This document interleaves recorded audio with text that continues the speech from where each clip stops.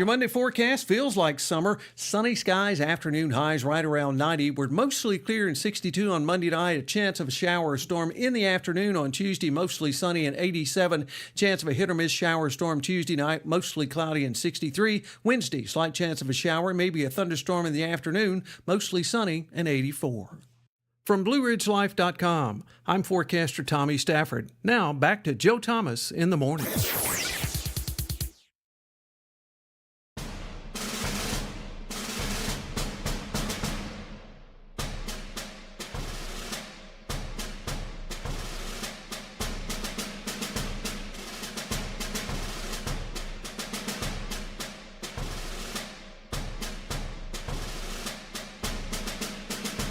Monday has arrived. Joe Thomas in the morning. Thank you for letting us be of service to you any way, shape, or form that we can here. YouTube and Rumble, and who people are sharing it. Please share this, whether it's during the event or afterwards. Share it with friends. Say there's weird stuff going on the internet, and your friends will inevitably say, "Yeah, duh," and you say, "Well, there's this guy." And he sits here and he talks with us and he tells us the news, and then we chew on it and we call in and stuff like that at 434-882-4217. That's the phone number. Leave a voicemail. No, I haven't figured out how to. Apparently, there's some sort of pin I should have established at some point, so I have to go back to T-Mobile and. I know. We're working on Patriot Mobile. We're working on it, but that's time to come there. As you see over my shoulder here, it is Monticello Wine Week going on across the area. We're going to go harken back to an interview we did on the 10th in promotion of same with some of the local winemakers about what's going on tonight. Keswick Hall, the Schoenbergs will be hosting the big gala. I guess there's the golf tournament today. And then the gala is tonight, 6 p.m. at Keswick. Incredible place, beautiful place. And go online. What's the... I'll get you the web address, but it's just Monticello Wine Week. A friend of mine was complaining because people inartfully were referring to it as Charlottesville Wine Week, and he was getting prickly, getting a little get off my lawn going there because he said there's only one place, Michael Shaps, that's in the Charlottesville metropolitan area. And I said, I think I get it. It's Monticello Wine Trail is technically its viticultural name, considered the wine region of the world. With apologies to all the Jeremy Clarkson fans, the best wine region in the world, at least by Wine Connoisseur magazine listed the top wine areas, and considering 15 years ago, we were up and coming. I think, and I mentioned this fellow over here, Eric Trump, and the winemakers at Trump Winery. I distinctly remember talking to Neil Williamson once about Robert Mondavi. Neil, as did my parents, cut his teeth in the viticultural industry in Napa Valley. And though fine wines and some great, I think my dad had some 72 cabs that he saved for like my wedding and my sister's wedding and stuff like that. Mondavi was never considered to be the top grape, but was certainly the top at getting the word out. And I said, do you think this Trump fella might be the same, kind of dynamic impact player in the Monticello viticultural region? And there was a reasonable conversation about, bringing attention to it, and then that attention draws out. Lots to get into. We survived another spring race at Foxfield. Of course, that is where the students get their drunk on, and it seems like everyone survived it safely and soundly there, and no major incidents came from it there. Also, The University of Virginia, while many of the students were getting their drink on at the Foxfield races, Doodah Doodah held a 3-day event to save democracy, or as we like to call it here on this show, democracy. We'll get into that as well. Somebody's really got it in for Planet Fitness. Another swatting call there. There's a Justice for Palestine encampment now at Virginia Tech. More students who, think that if they were in Gaza City, things would be signs like "Stop arming Israel." These folks realize that a lot of our arms are actually made in Israel. A lot of our high tech comes from Israel. It's one of the biggest tech corridors outside of the Napa Valley there. Kristi Noem. This burned up the interwebs over the weekend. She admitted being a hunter that at some point she had to put a hunting dog down because it was not performing as a hunting dog. If you're a hunter, you know that this is a common thing. But apparently the commentariat, including Republicans and Democrats, say completely disqualifies her from being vice president. And did we spend any time, maybe Kamala Harris's big doings was that she didn't write an autobiography right before she ran for vice president. I don't know, but I'm just saying. Also, the UVA Data Science School opens. We've been awash in big data now for 15 years, 20 years, and UVA's got a school now for it. Good for them. To be fair, they have been teaching the stuff, but they actually turned it into a degree program a few years ago, so you can actually get a degree in data mining. And I'm sure there's plenty of pictures of Brent Spiner on people's T-shirts. I'm here for data. Whatever there. But I want to pick up on this Hudson Institute fella who said that human rights are the, what would the word be, Achilles heel to the Chinese Communist Party. Blinken in China, along with Elon Musk, raised concerns about the erosion of Hong Kong's autonomy and democratic institutions, as well as transitional repression, ongoing human rights abuses in Tibet and Xinjiang, and a number of individual human rights cases, Blinken said.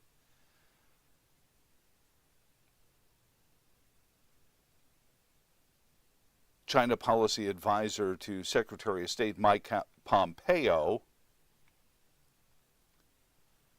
was in the Epoch Times, Miles Yu, saying that they should be going after the human rights violations even harder at the administration's level.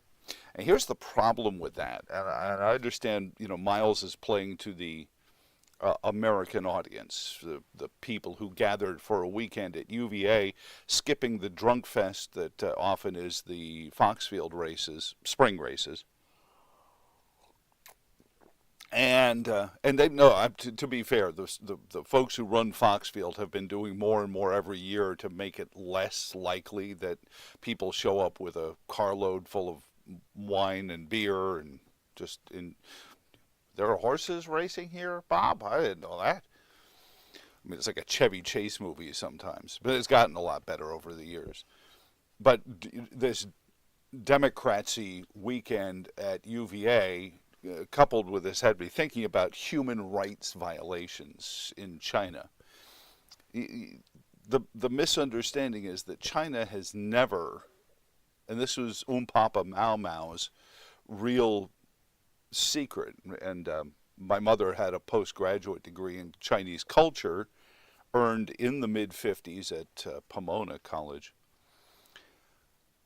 And it was early on in the CCP, so it was still kind of a new body of research. And she said very clearly to me, a young lad at my mother's knee, she said that, pardon me there, I said something on the screen, schmutz is what we used to call it in the broadcast school world. she would say to me that the secret of Papa Mau Mau was that he didn't really substantively change China's society. He just took the feudal lords away and replaced them with Politburo members. And you felt like, or the Chinese citizens felt like, well, I'm getting a little bit more out of the government. I feel somewhat self-determinant. Of course, by the time President Xi, Chairman Xi, it's debatable. A lot of folks will say he could be called either. I think the advocacy world would like him referred to as Chairman Xi because it reminds you that he thinks of himself, and many do in China as well, as the second Mao. That he unreformed some of China's economy, but is bearing the fruit of the reforms that his predecessor had laid in, which allowed for a certain amount of liberalization of their economy, creating a middle class, which ironically is now driving the Chinese economy and made it interesting to American companies who wanted to sell stuff to this new Chinese middle class. But China has never been driven by individual human rights. It's never been a concern. Societally, they don't grow up thinking, well, God gives me my rights. No. Even prior to Papa Mau Mau, this is my lot in life, this is what we do. The Chinese culture is completely different. This is one of the things. And so his point is Secretary Blinken should be pushing that human rights violations button like crazy. And there's a good reason why Blinken won't do that. And it comes down to the fact that right now in the world stage, there's as much scholarly discussion as to our violations of human rights as there are the Chi-Coms. And that's what President Biden and the administration and Elizabeth Warren and all the folks who pull all the strings, they don't want people poking around our country because there's enough people who are out there saying, you're violating my human rights. And that becomes a bigger issue because what are those human rights? What are we supposed to be looking at? And our human rights violations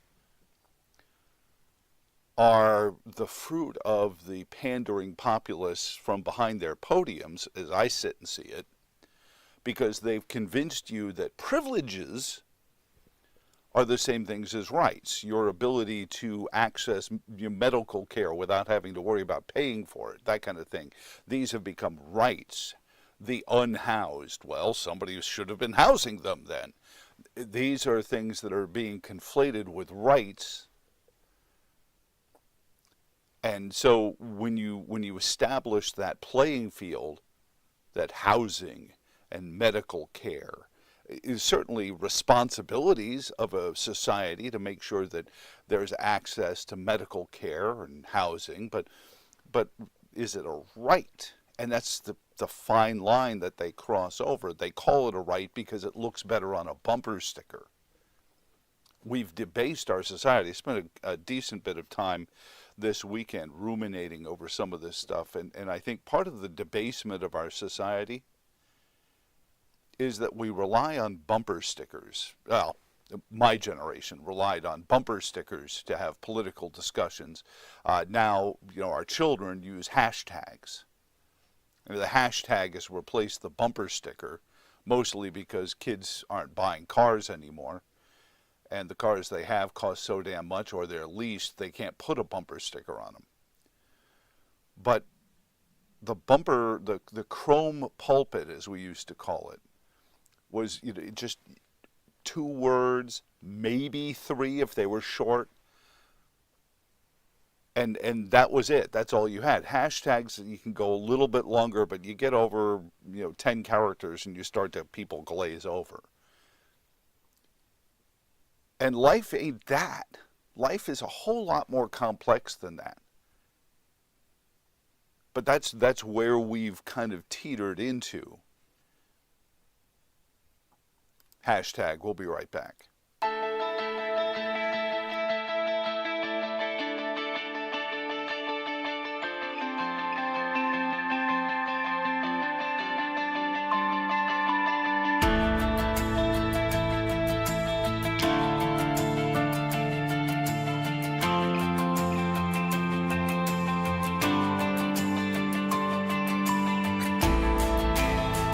is the Racing Wire Minute with Brian Belansky. Hamlin's on a roll. That story next. The Racing Wire Minute is presented by She can stand, she can do more. Like build a rocket and watch it soar. Clean the oceans and make the world a better place. Oh, she can STEM. Learn more at She Can STEM. A message brought to you by the Ad Council.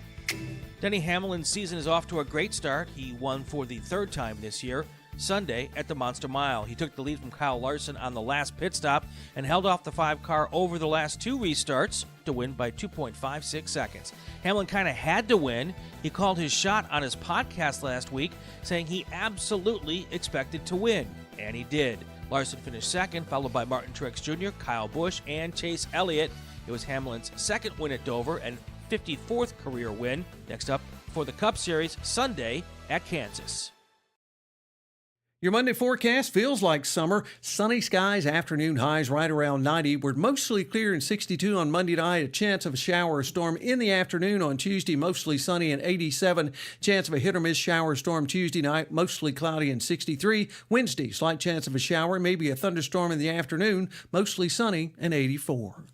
From BlueRidgeLife.com, I'm forecaster Tommy Stafford. Now back to Joe Thomas in the morning.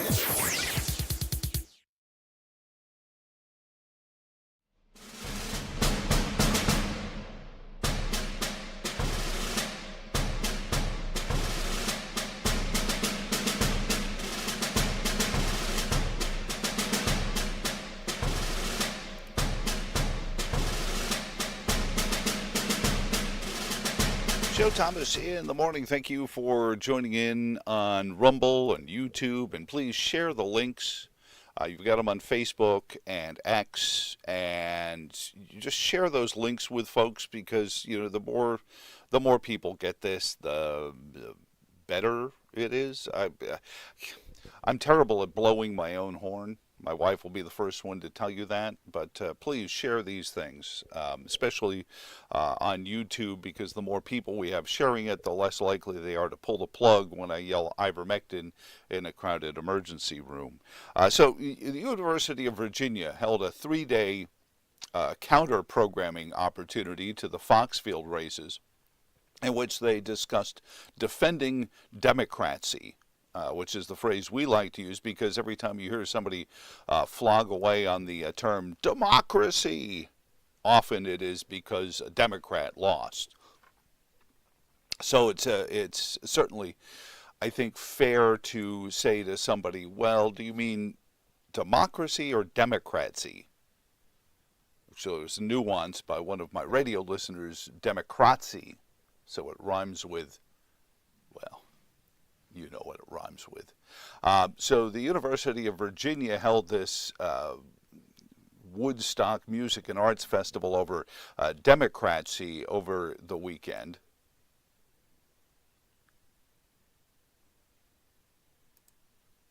Give me the audio on it, too. There you go. People Power Academy gave students and speakers the opportunity to learn from each other's experiences in advancing democracy and defending individual freedom. The speakers consisted of Nobel Peace Prize nominees, advocates, journalists, and academics committed to nonviolence and democracy. Really cool to see people doing that in practice and to see people who have been doing that for decades, really like building coalitions to work for what should be a priority for all of us, right? Like basic human rights. Next year, the group plans to host more events in partnership with UVA's Global Studies program. So that was over the weekend at UVA. You could see how popular it was for the half dozen people that said, you know what, I don't really feel like going to Foxfield this weekend. Let's go listen to some people talk about journalism in the Sudan. And it is important. These are important things. But as you could listen to the UVA student there talking about, what does my professor tell me these should be about, basic human rights. And that's the secret. See, if you agree that basic human rights are life, liberty, property, we're good. We can talk about defending democracy all you want. But if you believe that basic human rights are housing, medical care, living wage, you're off the rail. You're having a grander conversation about what currently exists in communist China than what we have in the United States, nor should we have, because our system was not designed for it. And as they say in the gaming industry, it's not a bug, it's a feature. So how do you get a society to quit on its governing structures? Convince people that it's completely broken? Jefferson was famous in his Declaration of Independence for understanding that the human condition was to accept violations of their humanity and their natural rights as long as they've grown used to it, as long as they've figured out a hack to the system, as long as they've figured out a way to make ends meet within it. I mean, we're doing it now. People are coming home with 40% fewer groceries than they were this time last year. Never minding where they were on January 19th of 2021. I will remind you, some of that is driven by the 6-foot social distancing crippling of our supply chain, especially our foodstuffs supply chain.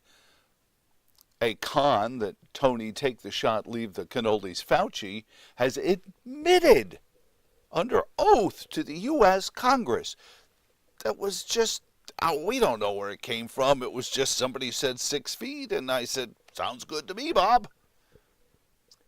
Our entire society was crippled by something that, according to Tony Fauci, he has no idea where it came from. So that leads to some of it, but not all of it. And now you get the costs of fertilizer for the farms, never minding the diesel fuel to get the stuff from the farms, never minding the diesel fuel that you need to farm with. All of this leads us to only being able to come home with 40% less groceries than we did just a few years ago. So we start to look at the system. The system was never designed for the centralized control that it has right now, the organizational control over that the bureaucratic capture has created. Because the structure wasn't designed for it. It's been piled on top of it. And like any sort of lattice work, eventually you overwhelm the weight and it comes crashing down. And so what they want is a generation full of people who are willing to say, you know, I think the system's broken. I think we need a new system. That's part and parcel the campaign to prove that Jefferson and Madison and all the founding fathers were racists. So why would you have a government based on the work of a racist, Joe? Let's invent something new. We're so much smarter than we were then. The world is so much different. Look at the electronics that we have, Joe. You can do you have your own television program.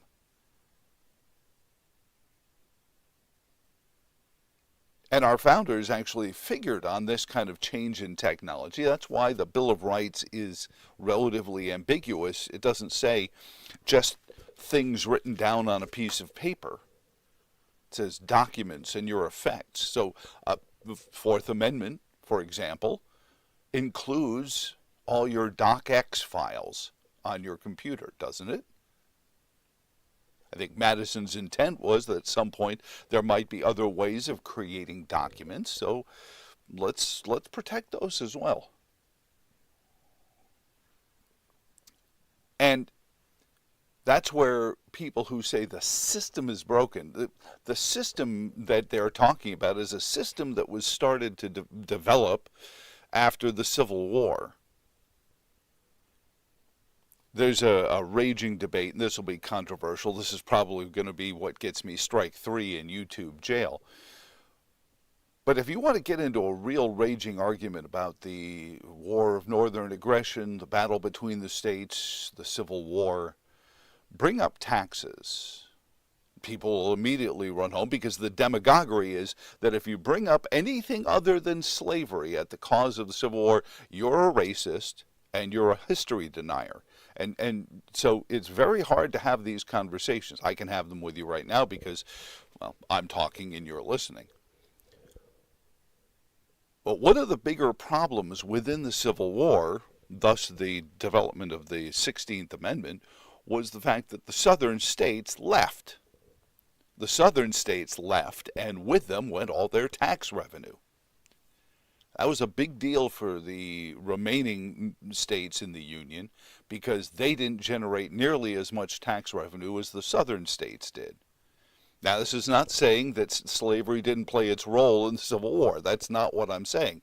But there were other factors going on as to why it became necessary for tens of thousands of Americans to kill one another over the cessation of the southern states. So since then, we have allowed for the continuing buildup of a centralized government over the individual's rights and responsibilities. So that system, I will agree, is broken, because that system is based on the fraudulent premise that there is some magic formula where you get that government harmonizing just right and everything balances. But that's a fool's errand because of democracy. Those who listen to the old radio program know that I've gone on at quite some length, and if you're just new to us in this video world, you've never heard this, perhaps, but we were never supposed to be a democracy. Democracy was supposed to play its role in creating the government, but it wasn't the only thing that we would use. Now, it's the only thing we use. And this creates these problems, because you have people who, for no other better reason than they want to be senator or congressman or governor or delegate, they run around and their focus groups tell them this is what Caucasian males over the age of 50 want to hear. So they say those things. Or this is what Latino women under the age of 30 want to hear. So they say that. And at some point, they because most people aren't completely cold and sociopathic, they actually try to write legislation that will do those things that they promised the under 30 Latino woman or the over 50 Caucasian male, or any demographics in between that their focus group consultants have told them is important.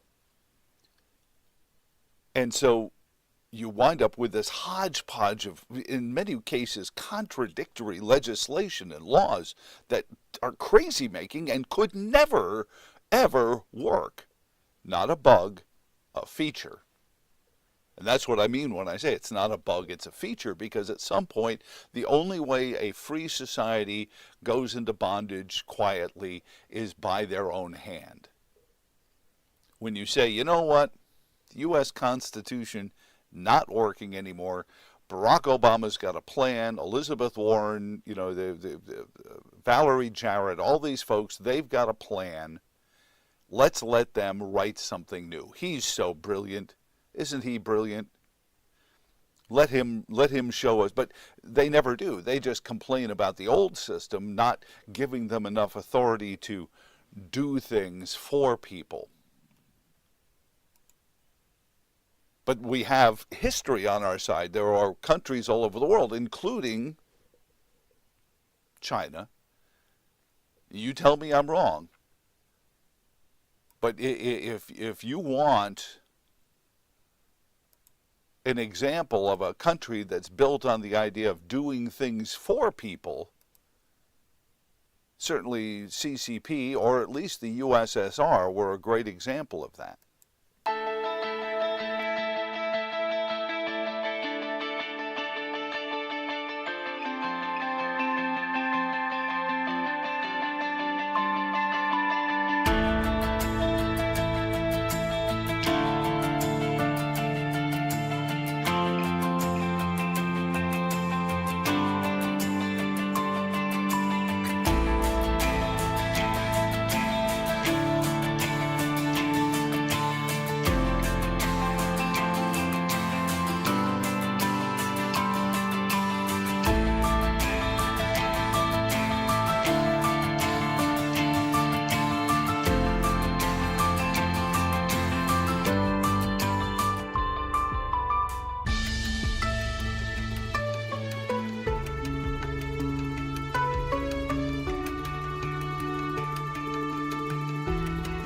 Your Monday forecast feels like summer. Sunny skies, afternoon highs right around 90. We're mostly clear and 62 on Monday night. A chance of a shower or storm in the afternoon on Tuesday, mostly sunny and 87. Chance of a hit or miss shower or storm Tuesday night, mostly cloudy and 63. Wednesday, slight chance of a shower, maybe a thunderstorm in the afternoon, mostly sunny and 84.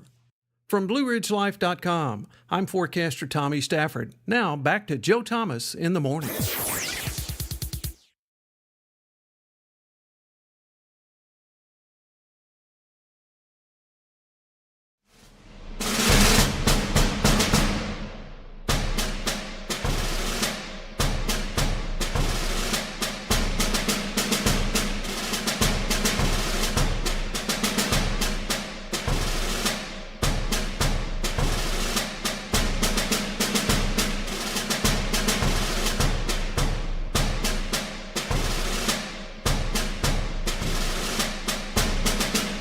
Joe Thomas in the morning. Thank you for doing your part and tuning in, sharing what we do here on Rumble and YouTube as well, and getting as many people involved as you can, and we appreciate that as well.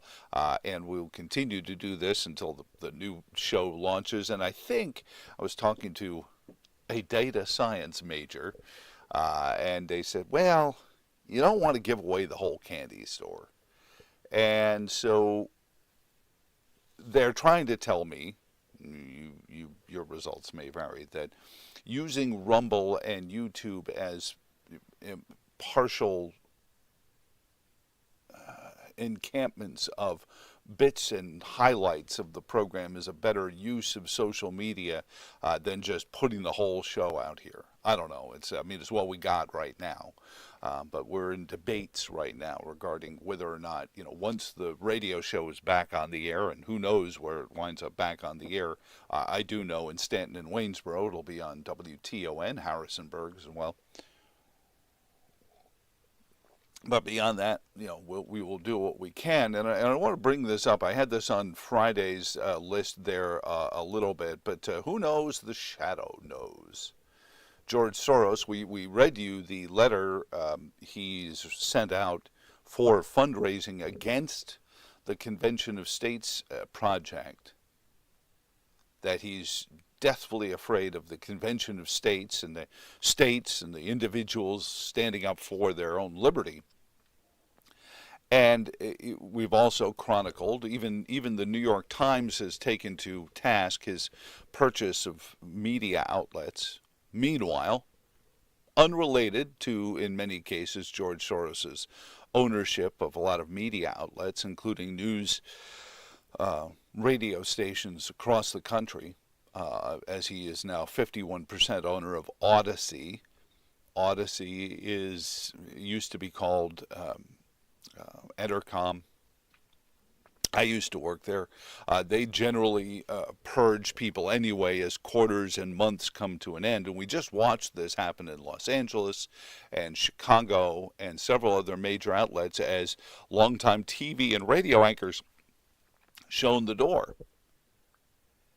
And why is that? Certainly, people have emailed me saying, Joe, are you sure you want to buy a radio station? I'm watching all these people get laid off. And there's a reason for that. The people are being laid off because radio makes money, television makes money, just not fast enough for Wall Street.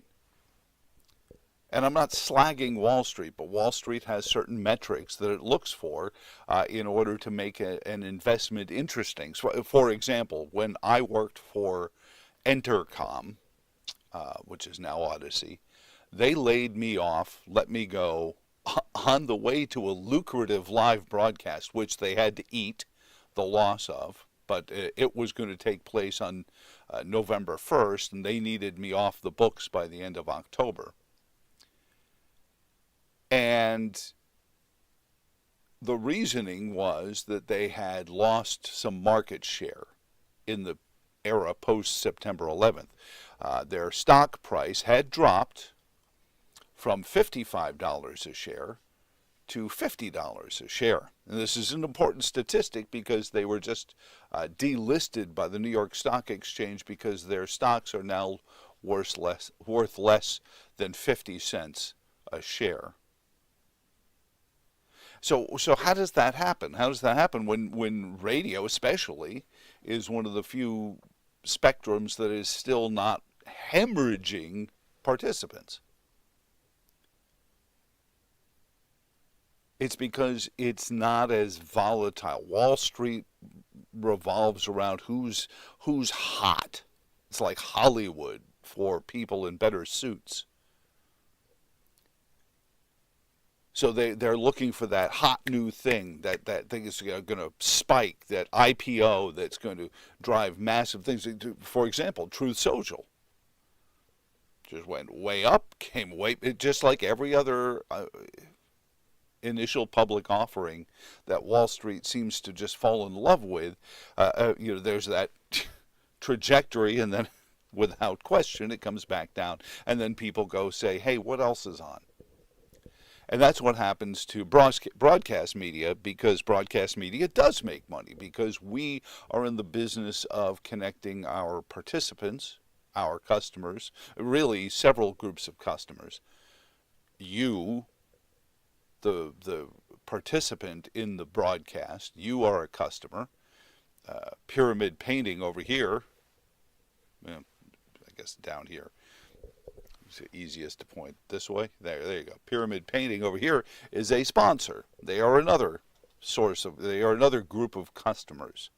So these people are the customers, and you have completely different needs. And so the hierarchy, as after 37 years, is you start with the viewer/listener, and then you connect them to the sponsor. And then the economy goes fine. It's when you start to worry about the buyer and seller of individual stocks, that's when that shadow comes in, and that's where George Soros comes into play, because George doesn't care. George doesn't care about that so much. At his point, the Soros group is interested in sociological change, because they know they've got theirs. And as his son has moved into the role that former Virginia Congressman Tom Perriello certainly was hoping, I'm sure he was going to fulfill, that youthful next generation to lead the Soros group, they're finding themselves now looking at media and saying, we don't need to worry about making money. No. That's not what we're here to do. And it's the same thing that drives ESG as an investment portfolio management tool.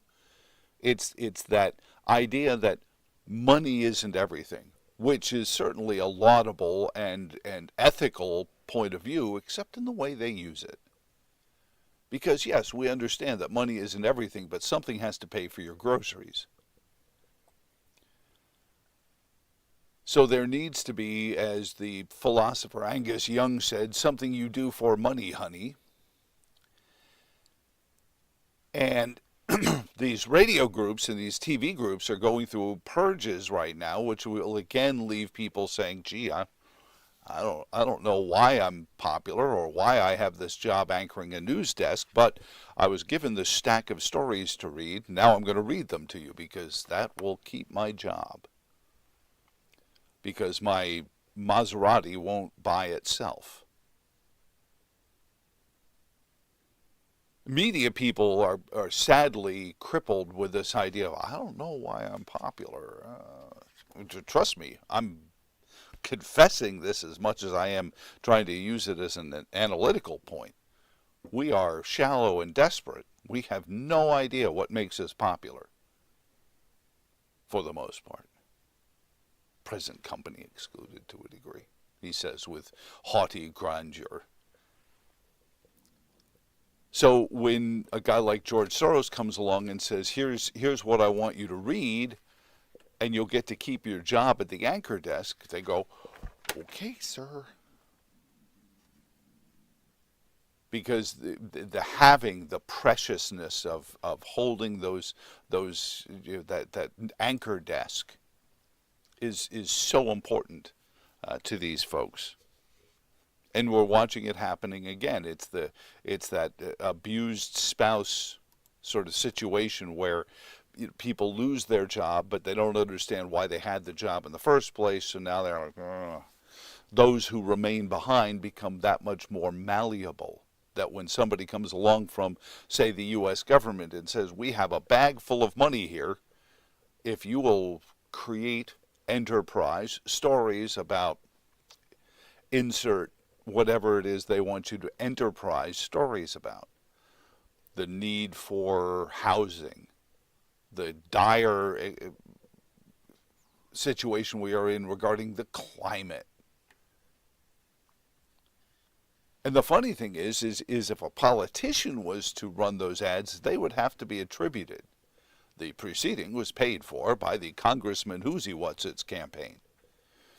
But the U.S. government doesn't need to do that, especially if they get newsrooms to create stories that say how dire our democracy is. And then a politician who will seek to be a part of the authoritarian left, regardless of political party, they will use that story that NBC or ABC did and use that as the fulcrum of their own ad, in which they say, looking into the camera, I'm Congressman Who's He What's This, and I approve this message. And that's how it becomes a self-fulfilling prophecy. And none of it has anything to do with you, outside of the fact that they need you to vote for them so they can do these things that they do. And those things that they do begin with making themselves wealthy. It beats trying to come up with a new idea, right? As our friend Chris Horner says, it's the world's second oldest profession. But the rent-seeking isn't the worst part. It is being the middleman in the rent-seeking, because you get to take your cut. And middleman is a great position because you have no responsibility to actually create anything, nor do you have any responsibility to live up to anything. You're just the trafficker. You're the guy with the overcoat in the elementary school playground saying, hey, want to see what I got? And then you skim your portion off the top. It's nice work if you could get it.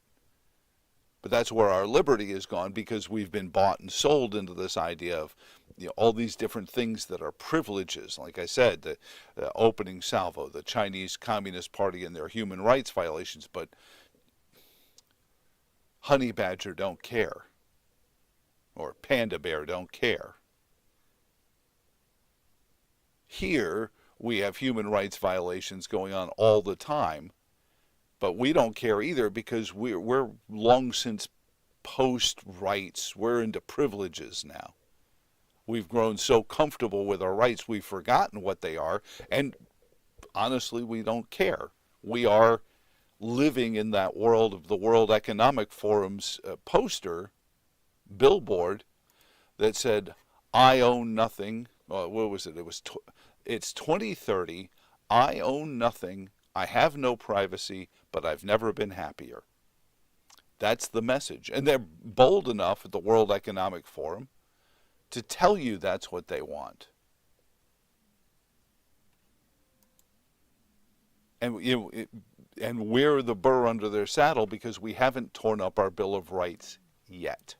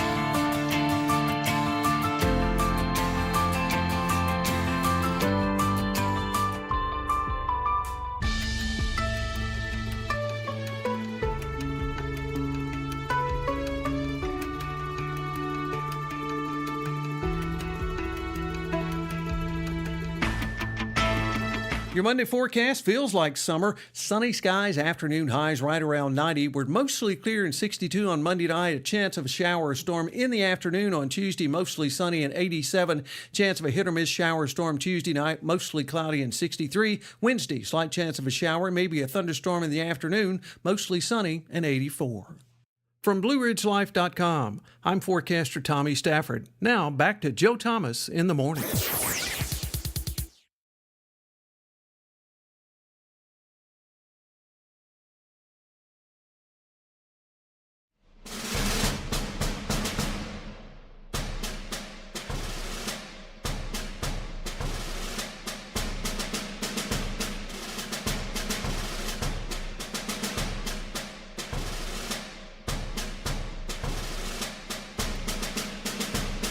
Joe Thomas in the morning at 434-882-4217. That's how you call in to the program. Leave a message and we'll play it back, and then you'll get my, whether it's a question or a comment, you'll get my unexpunged reaction to it there. You can also email jtinthemorningradio@gmail.com. New York Times. And I quote, "It now seems likely that Donald Trump will be able to run for president this year without having faced any legal penalties for his effort to overturn the last presidential election." Now again, this is the use of words. We are here with our anvil and our hammer, and we're banging out words, to say things. So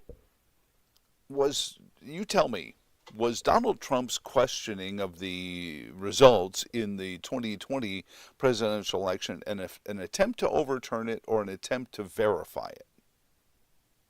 And I think this is the key difference.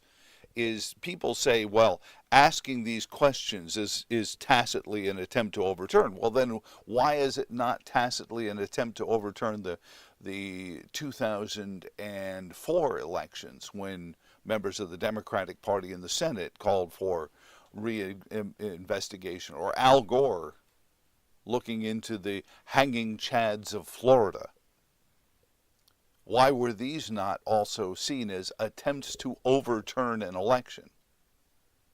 Is because the groups like the New York Times are convinced that they had gotten rid of this troublemaker, this outsider came in with uncouth ways and unkempt hair and just asked silly questions and allowed for silly things to go on, like I don't know, criminal justice reform. And this is an important narrative, because if you're not allowed to say, hey, could you, what happens if you sit down at closing and something in the closing documents, let's say you're at closure, title, and settlement, and you sit down there and you look at the documents and say, hang on a second here. Paragraph 4 is different than what I signed on for. Oh, are you trying to overturn the sale of your house? Well, maybe. Maybe I'd just like to look into why some number is different, or they don't seem to add up, or they don't make any sense. Why is my interest rate on my mortgage different than it was a week and a half ago when we agreed to purchase the house? That kind of thing. And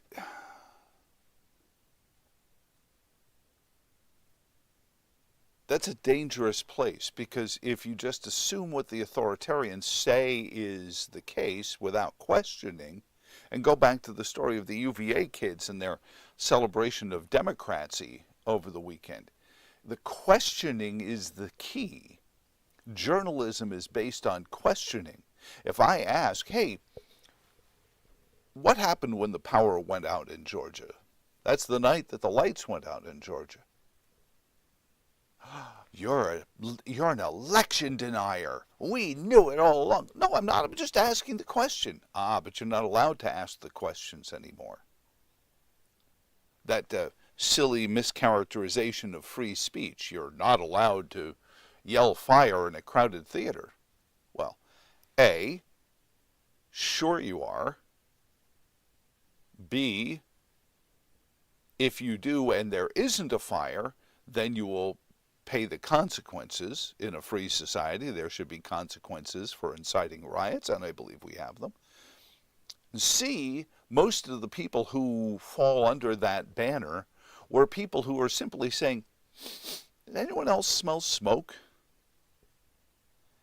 And that's the problem we're at now, because we used to be driven by a society where you could, long before anyone yelled fire in a crowded theater, you had what we used to call journalists, and journalists would say, "Anyone else smell smoke in here?" And they go find somebody who is in authority and say, "I think we smell smoke in here." And you would gauge their reaction. If they were like, "Well, you're questioning the authority of the movie theater. You're questioning you're trying to overturn this movie." Anyone else smell smoke? So it's, I mentioned this earlier. It's the beginnings this weekend, the beginnings of Monticello Wine Week, and a couple of weeks back to promote it, we were talking to some of the winemakers from Veritas and Barbersville on the subject of Virginia wine and the beauty of it and what makes it special in this area. Well, and I guess that's really the secret, is if people are coming to the Monticello viticultural area for wine, they're going to go to a bunch of wine. So, the rising tide lifts all boats, I guess. Yes. Emily, one of the things about the viticultural industry is that and I think, Luca, you and I have talked about this years ago, but it's science and art along with business. So does that make it particularly exciting to kind of get up and not know? I mean, was there a frost last night where I know King family, you get the helicopters going to try to keep the frost from getting to the grapes, and then you've got the lantern flies and what they might do. I mean, yeah, I had to bring up, the news guy has to bring up the news stories, but that combination of art and science especially, and then you throw business in on top of it, has got to make it never a dull moment, Emily. Joe, it's literally the best part of our job. Every vintage I'm excited for, because I'm curious what we're going to get. What kind of fruit do I get to work with this year? Vintage to vintage variation sounds like it would be challenging, but it actually makes it a lot more interesting and a lot more fun. You have to kind of stay on your toes and always be reevaluating the way you do things. And that's where, Mother Nature comes in, and that's where the art comes in, kind of understanding your craft and not applying the same set of tools every single year. It's not going to work.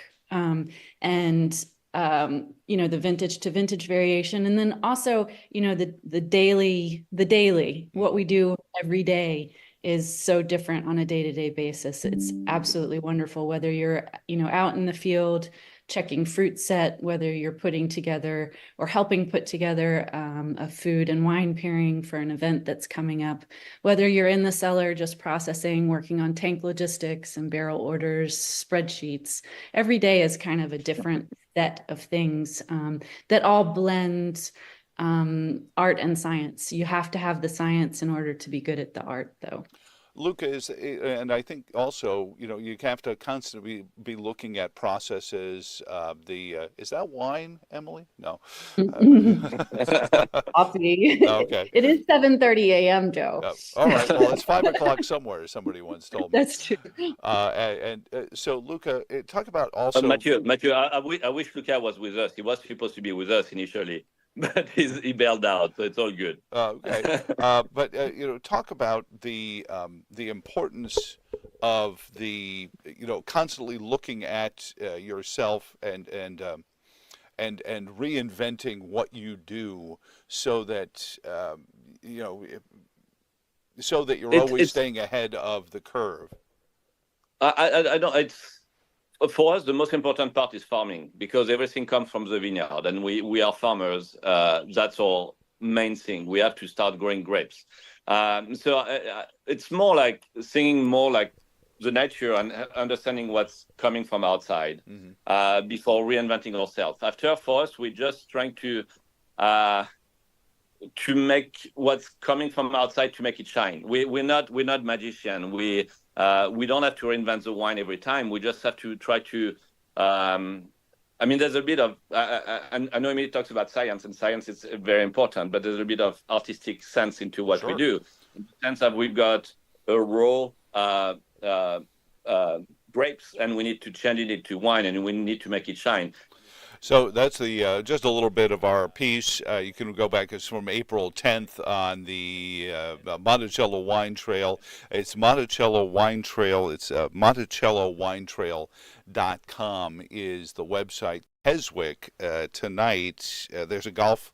The golf event is going on today as part of Wine Week. But then there's a big event going on tonight at 6 p.m. at Keswick Vineyards. It is the winemaker's reception at Keswick Hall. It's tonight from 6 p.m. till 8 p.m. if you want to go there. Again, it's MonticelloWineTrail.com. And a big part, I mean, but it has been a controversial political football, the wine industry in Virginia, because there are people who say, you know, I moved to this area to be quiet, and then there's a winery down the road with cars driving down it and weddings going on there. And that's understandable. I mean, you pay a lot of money for a bucolic spot in Albemarle County or Orange County or you name it, and then there's weddings and things like that going on there. And I think it has been sadly turned into often a football where people are saying, well, can you have events? How do we regulate these events? And then you start to get into the homestay and the Airbnb business, and are they paying their room taxes and their meals taxes and all those taxes that the government likes to add up and pile on to an industry. And it is one good cold May morning or October morning away from wrecking an entire industry, or never minding the spotted lanternflies that come along and eat the peaches and grapes of Central Virginia.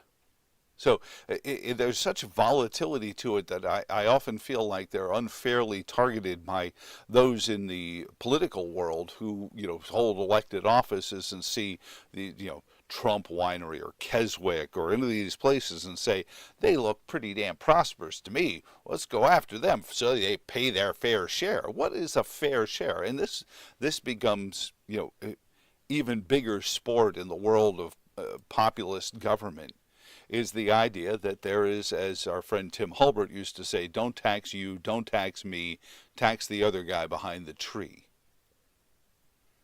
There's always some person to be taxed in lieu of the citizens, because you're certainly struggling to make ends meet, never minding whether or not it's our responsibility for that increased cost of your life, your electricity, and all those other things that you've come internet service and that kind of stuff. All those things that our authoritarians will tell you are your rights.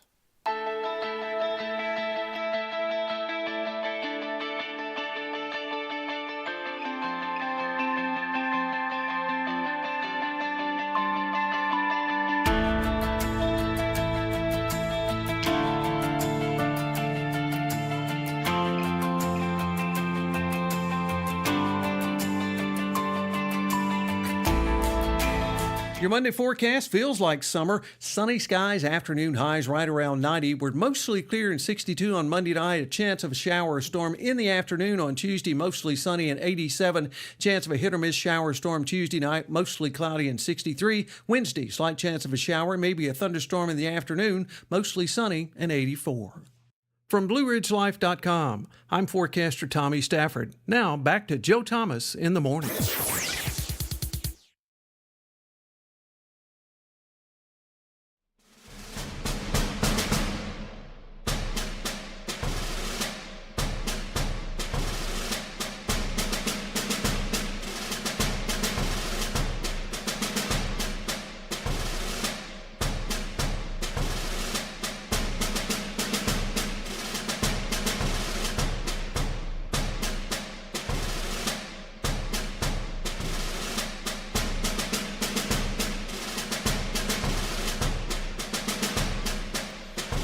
Joe Thomas in the morning. Thank you for joining in and letting us do what we do here on Rumble and YouTube. Please share this along. If you're joining us in progress, boy, you've missed a lot.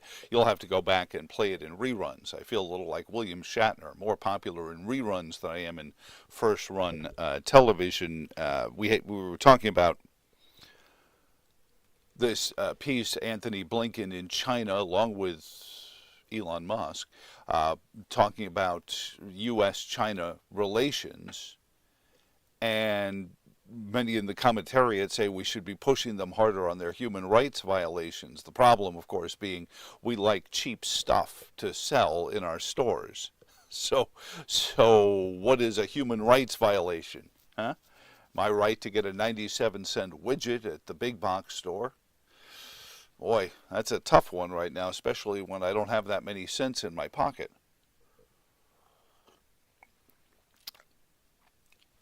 And then, of course, the University of Virginia held a special event over the weekend to give 8 or 9 people something to do other than to go to Foxfield to get their wine coolers down on democracy, because our democracy is in grave peril.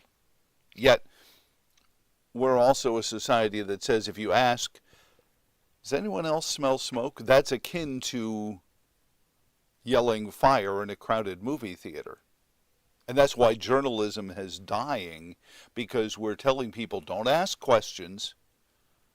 Here's the press release. Just read it as we've given it to you. So these are some of the things that we've been in so far. And I want to jump to the grand opening of the data school.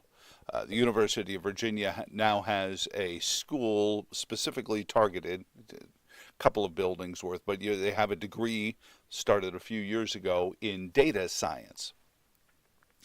And data science is a reasonable thing. It's demographics. It's an offshoot of the Weldon Cooper Center and their demographic research that they've been doing for years on the university grounds. Who are we and what do we like to do? Well, that's a movable target. But then what gets used is the data then says, well, how can we make them do things? And this ties with the Chi-Coms, because we talk a lot about TikTok and the manipulation of your news feed by the Chinese Communist Party, the People's Liberation Army. But we also have members of our national security apparatus in doing the same thing to our Twitter feeds and our Facebook feeds. Instagram et al. So well, they're our people, so that should be okay? Is that okay to tell you what you can know and what you can't know? And then the data miners come along and say, well, the Americans believe this.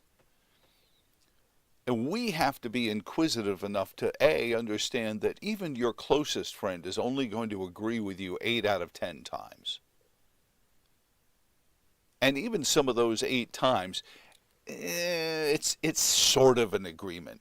I mean, your closest friends, family members, that kind of thing. But what the secret is the authority of somebody.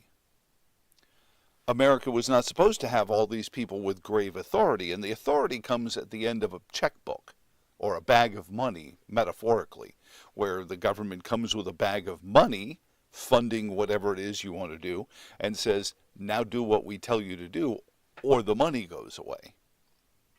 They do this with your law enforcement. They do this with your educational systems. They may be doing it with your business directly. I was in the room when, in the glory days of 2010, 2011, the Virginia broadcasters were pitched the idea that there was, quoting here, millions of dollars available for newsrooms, for broadcasters whose newsrooms could come up with creative ways to sell the idea of the Patient Protection and Affordable Care Act. Millions of dollars. And this is an industry still just coming out from the staggering effects of the economic downturn of 07, 08. Where was this money coming from? The same place all the other trillions of dollars were coming from, your great-grandchildren's tax payments. At some point, somebody's going to have to pay for it. So this is, I mean, so I dare you to go find an industry that hasn't been corrupted by the easy money of government funding. It's never, and this was a point, I think we made this last week as well, it's never as lucrative as they say it is. Ladies, I think you remember my tongue-in-cheek comments about how, you know, the world's second oldest profession is not all that dissimilar than the world's oldest profession. You still just get a note on the dresser and had a great time, see you in 4 years, or 2, depending on the political figure. And it becomes less and less about individual liberty and more about money. And then this is one of the places we were talking about how the data miners have helped people concoct the narrative that money equals freedom. That having money will equal freedom, when it's exactly the opposite. And this is one of the great gaslighting moments in modern American culture, is this idea that having money equals having freedom. The more money you have, technically, the more responsibility you have. The less freedom,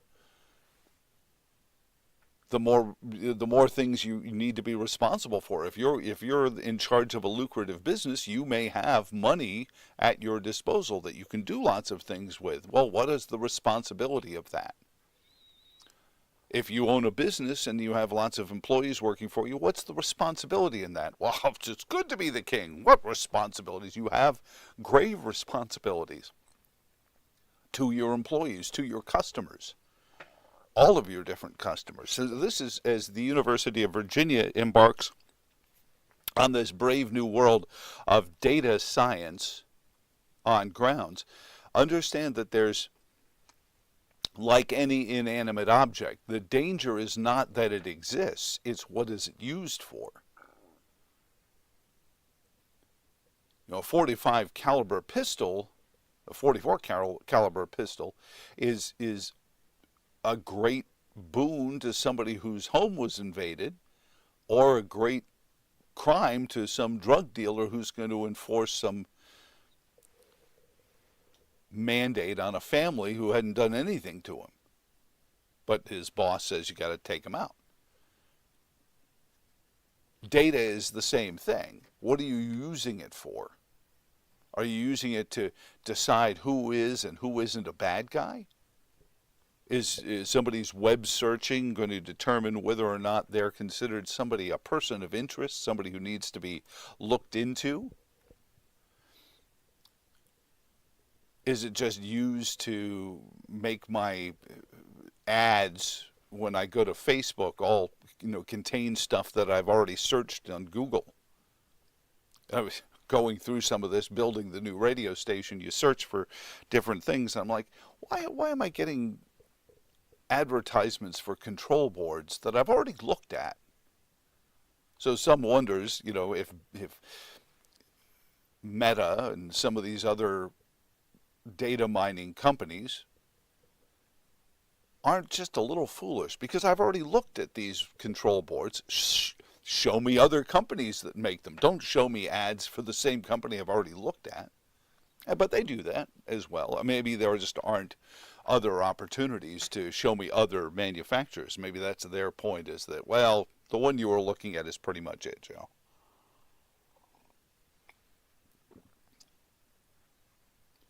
Now, that's an inane use of it to try to drive you to buy some product. But I think most of us understand that whether it's an ad on a radio program or it's an ad on a Facebook page, the advertisement is simply just there as the cost of doing business. You want a free movie on Freevee.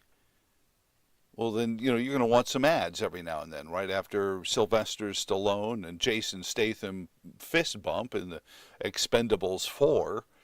You're probably going to go to a commercial break. And it's just the cost of doing business. You say, well, I got a free movie. I'll watch some ads for erectile dysfunction. Not that that would technically be something you would insert into an Expendables movie, but I'm just saying. And don't judge. I do know there is an Expendables 4, and I have watched it. Don't judge. I've watched all 4 of them. But the point I'm making is, what is the data used for? Data is just a thing, just like a firearm is just a thing, just like a kitchen knife is just a thing. What are you using it for? And this is where you get into DHS and some of that use of these surveillance tools. He said, the Third Amendment says very clearly, soldiers cannot be quartered in your house without your permission. And in 1789, soldier meant a sworn officer of the government. We really didn't have a lot of bureaucrats at the time. Well, now we have officers of the government, certainly a sworn officer of the NSA or DHS, looking at your internet work, looking at the stuff you're doing online, is tantamount to a soldier being stationed inside your house, isn't it? This has been my point all along. And the argument is, well, Joe, insert name of software. You downloaded OBX, for example. OBX is a television broadcasting, a video broadcast software. Somewhere on page 798 of the user's agreement, it says, and I paraphrase, the software developer reserves the right to share your information, including your use of this product, with third parties at their discretion, or something to that like. You'll find it on your smartphone apps as well, Newsbreak and Epic Times, and they all say it. They all say it. It's on page 700, 800, 900. If you were to print these user agreements out, they're way down there. And it's been my question of several constitutional attorneys, is that informed consent? Is the functionality of your cell phone informed consent? Well, you didn't have to download that app, but if you didn't download the app, your phone doesn't work. Is that informed consent? Anyway, now the University of Virginia, while they discuss democracy this weekend, then celebrate the beginning of data science, which can be, like anything, used as a grievous weapon.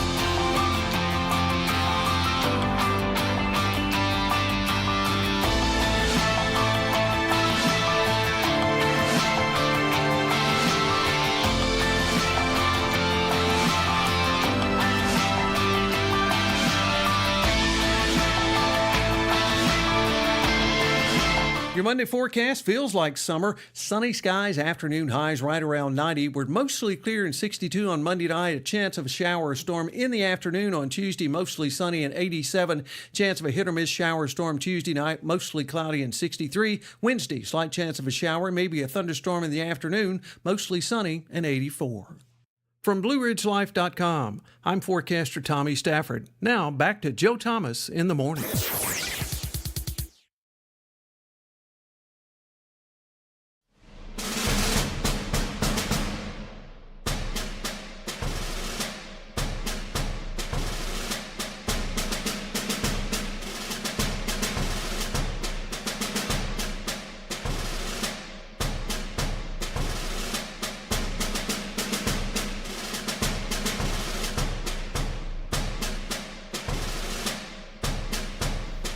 Joe Thomas in the morning. Thank you for joining in, letting us do our thing. And as you can see by his presence on the main screen here, it is time for Mac McDonald to open his notebook for us on this Monday morning. Good morning, Brother Mac. How are you doing, sir?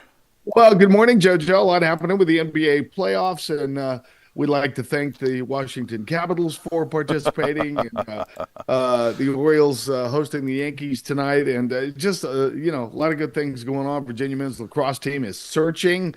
They've got the ACC tournament coming up this weekend. The women got beaten in the semifinal on Friday, get drilled. So with all that happening, the Knicks take a 3-1 lead in the East, first round series, 97-92. Jalen Brunson, 47-10. That is a Knicks playoff record. Wow. Bernard King at 46 in 1984 lost to the Pistons. Clippers tie the series with Dallas, 116-111. James Harden at 33. Milwaukee on the brink of elimination. Pacers outscored the Bucks 126-113. Miles Turner had 29, and Minnesota sweeps the Suns 122-116. Timberwolf Anthony Edwards had 40. So 3 games on tap tonight. Celtics seed game 4. That'll be your highlight. At least that's where my eyes will be. And the Lakers are close to tea times and Cabo vacations, down 3-1 to Denver. Tip tonight will be at 10 o'clock. As we said, the Orioles will host the Yankees tonight after losing 2 of 3 to Oakland. A's rally in the 9th. Craig Kimbrell blew his second save in his last 2 games. He's battling a bad back. Nats hooked the Marlins 12-9, 23 runs in 2 days, 3 wins over Miami and South Beach in Game 4. That series is tonight. The Yankees have outscored the Brewers the last 2 days, 30-8. Anthony Rizzo went 4 for 4, hit his 300th. Aaron Judge goes 3 for 4, books his 6th dinger in the first. Mets avoid the sweep, beating St. Louis 4-2. As I said, the Rangers scored on a power play early in the third. The game was tied 2-2, but New York sweeps the series. Well, as I was talking about, Joe, Virginia men's lacrosse team will limp into the postseason after dropping 3 straight, including Saturday in the loss to Notre Dame. Close to 6,500 filled Klockner and watched the Cavs lose to the Irish 11-9. UVA is trying to position itself for one of the top 8 seeds in a home game in the NCAA. Notre Dame will await again Friday. They'll play in Charlotte in the ACC tournament. Head coach Lars Tiffany and the disappointment of turnovers and losing at home in front of that big crowd.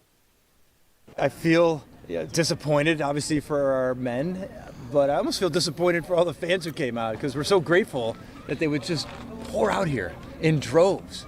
The biggest crowd I've ever witnessed here as a coach here, and that's what makes this loss hurt so bad. To see us not be able to take care of the ball.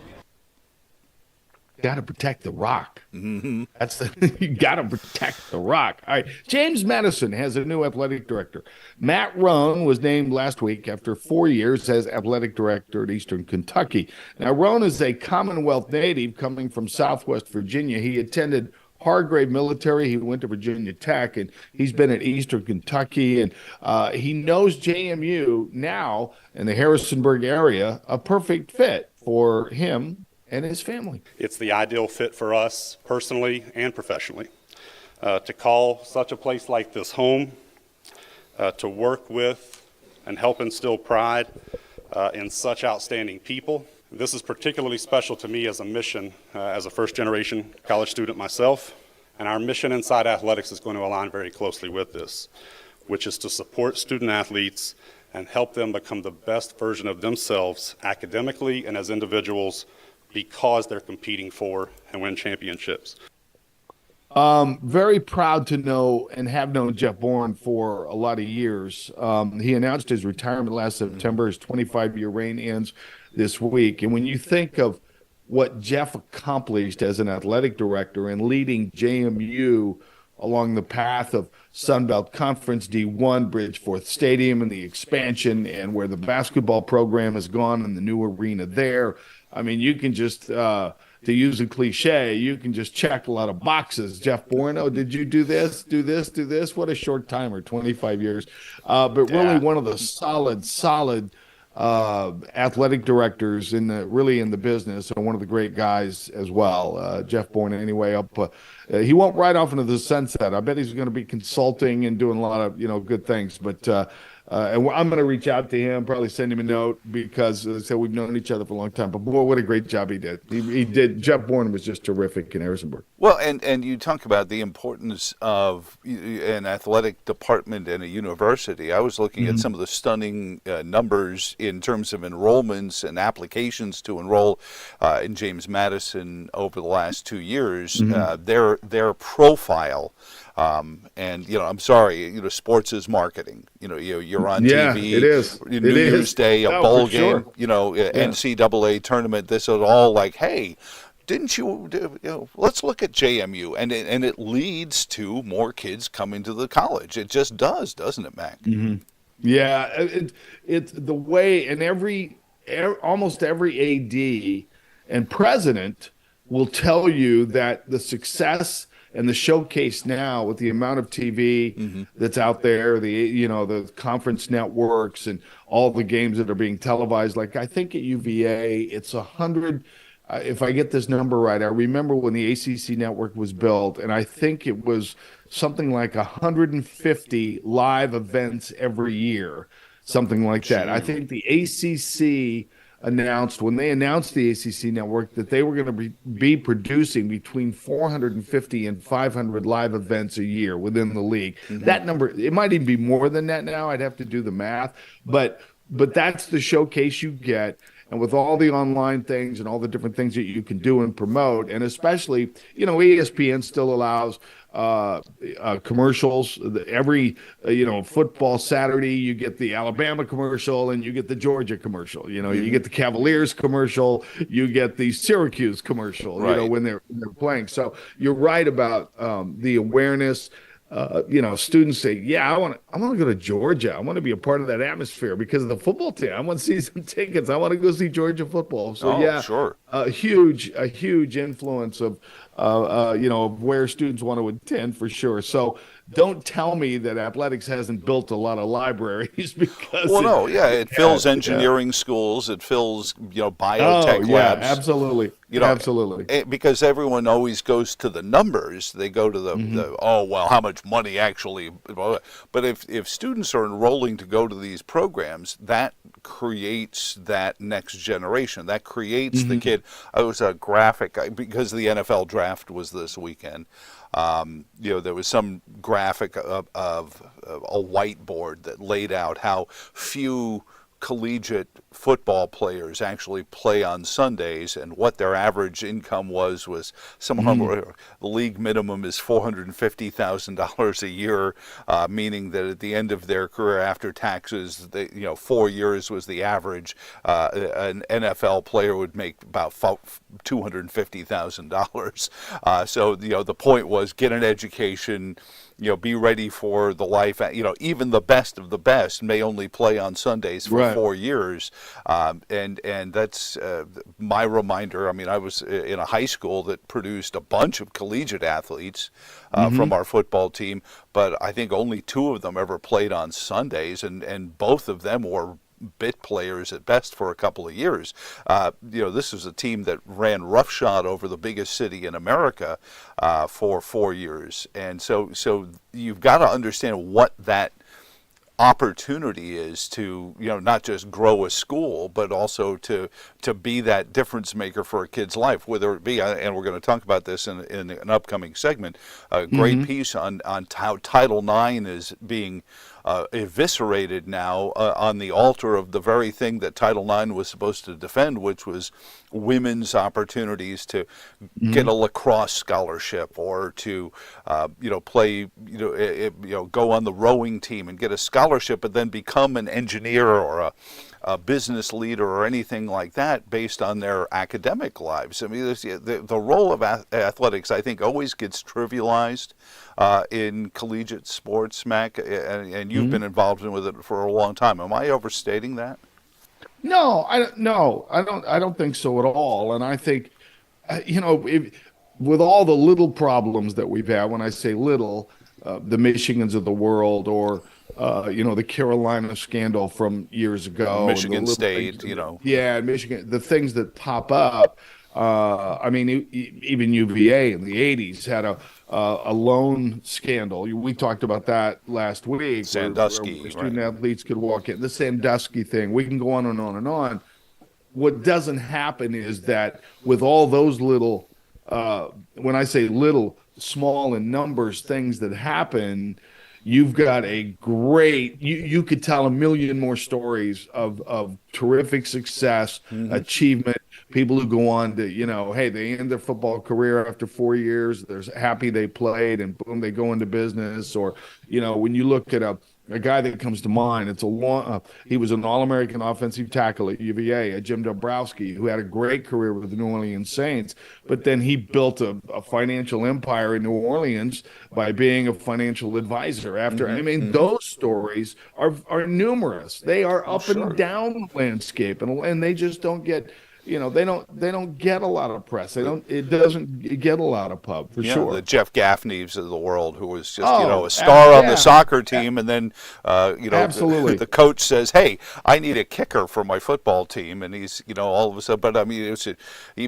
cup of coffee with the Dallas Cowboys, and then he's a huge business leader, helping people get careers, but also homes in the Charlottesville area. I mean, there's just the Barry so many. Park Hills, the Wally Walkers, they've done pretty good for themselves. I could go, when you sit and think of, if I just sat and started to write them all down, I mean, it would take a month to channel locally, or even nationally. And you mentioned this guy at JMU. He's like, I'm first generation college student. So here's a guy who came to college without ever realizing the buffet that's out before a college kid of things you could learn and things you could experience.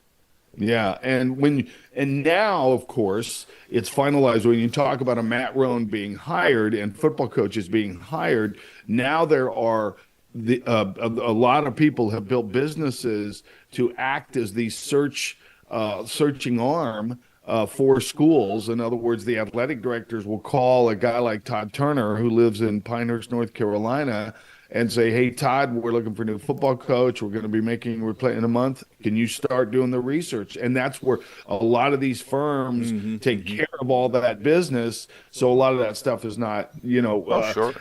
In other words, where ADs don't really get blamed for it in the search, but they have a help, because to contact the agent of the coach, coaches don't want to deal with a phone call. Right. They don't want to deal with, "Hey, are you thinking about moving? Would you like to come coach at our school?" Whatever. They want to be able to tell the press conference, "I haven't had the conversation." Yeah, they want somebody else to handle that phone call, for sure. Well, Matt, good stuff, my friend, as always. And we managed to do that without ever mentioning the initials N, I, or L. So look at that. Yeah, no nil, no portal. I love it. So that's good stuff. We played the front nine on Monday. So and we never asked Mac about his fishing expedition over the weekend. Tomorrow, I'll tell you tomorrow. It was not a disaster, but it wasn't successful. Let's put it that way. You're not having swordfish? You're not successful. Grilling swordfish there in Florida tonight? Nobody got hurt. Nobody got a hook in the arm. No, it just was not. But my first experience. It was okay. I know what's ahead. Let's put it that way. All right, good stuff, Mac. You have a good morning. All right, man. All right, Jojo.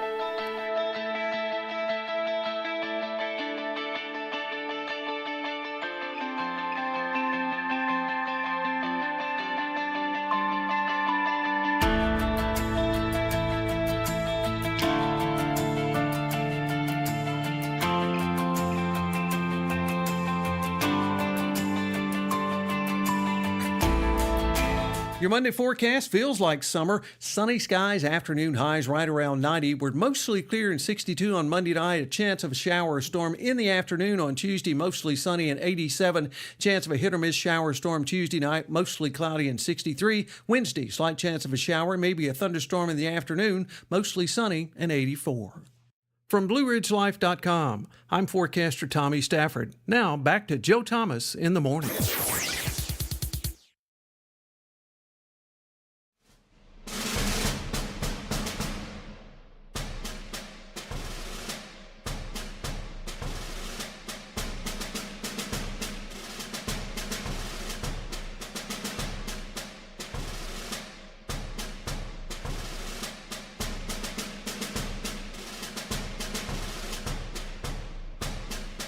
Joe Thomas in the morning. Thank you for letting us visit with you and come into your homes or share this with your friends and neighbors as the day goes along. Send the link out. We'll post a link up after the show is done at 8, so you can share it. You can watch it at your own leisure, like I've teased in the past. I think more people watch William Shatner in reruns than on live television, and I'm much the same way. I look at the numbers and dozens and dozens of you listening and watching live, and bless you for that. And then hundreds will listen at some point during the course of their day. So we appreciate that even moreover than that. So we were talking earlier about the continued crippling of academia under this idea, this capitulation to the woke mischaracterization of what an oppressed people are. And what is oppression? What constitutes oppression? And the danger in our modern democracy is that people presume that if I don't have enough money, or I don't have as much money as the guy down the street, that I have been oppressed. Because our government has taken this authority that, what is it that Lyndon Johnson said, our great society was going to be a society based on the idea of abundance and liberty. Well, a lot of us don't have abundance. So it's somebody's fault, damn it. And I'm going to find that SOB and I'm going to exact some revenge because I've been oppressed because of it. And over the last 10, 15 years, it certainly has been the cause of some mocking on this program. I can't deny it, but it is elevated to a new and scary level. Virginia Tech crippled right now as Justice for Palestine protesters have taken over the grounds there and are demanding that somehow Virginia Tech be the fulcrum to stop the U.S., what did the banner say? We want to stop arming Israel.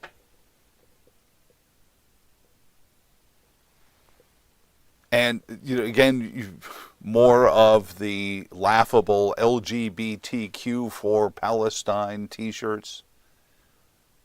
Nary we play Ahmadinejad explaining there are no gays in Tehran. At least not anymore. But the student bodies that are getting to this is because for 15 years we've been playing this game of who's the oppressed community.